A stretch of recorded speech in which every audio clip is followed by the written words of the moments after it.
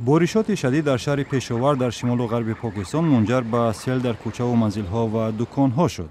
шабакаи хароби обпартоии шаҳр масъаларо печидатар кардааст. дар ҳамин ҳол ҳавошиносон боронҳои бештареро дар рӯзҳои оянда пешбинӣ мекунанд.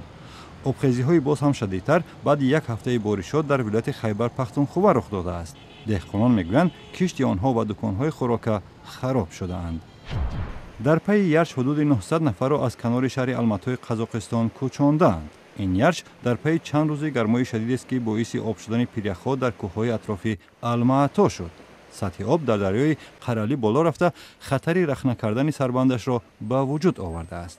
даҳҳо манзил хароб шуданд, вале дар бораи кадом хисороти ҷонӣ гузориш нашудааст. мақомоти алмато вазъи фавқулода эълон карда ҳудуди 2000 наҷотбахшро ҳамроҳ бо 3 чархбол барои рафъи авоқиби офати табиӣ фиристодаанд. дар ҳоле ки нимқораи Балкан ба мавҷи гармо рӯбаро шудааст, кормандони боғи ҳайвоноти Белград пойтахти Сербия тавассути оббозӣ дорондани ҳайвонҳо дар оби сард ва бо меваву сабзавот ба ҷонварҳо дар амри рафъи гармо кӯмак мекунанд. аксари ҷонварони ин боғ аз кишварҳои иқлимашон гарм оварда шудаанд. вале ин боғи ҳайвонот ҳамчунин макони хирсҳои қутби шимол ва гургон аст ки гармиро ба сахтӣ пушти сар мекунанд. ҳарорати ҳаво дар минтақа ба 40 дараҷа гармӣ наздик шудааст.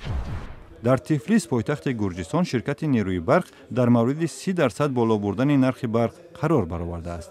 ин 30% афзоиш баробари мизони коҳиши қурби лари пули миллии Гурҷистон дар муқобили доллар аз моҳи ноябри соли 2014 ба ин тараф мебошад. ҳанӯз вокунише ба ин хабар нашудааст. моҳи пеш дар Арманистони ҳамсоя қарори 16% боло бурдани нархи нерӯи барқ мунҷар ба эътирозҳои густарда шуд.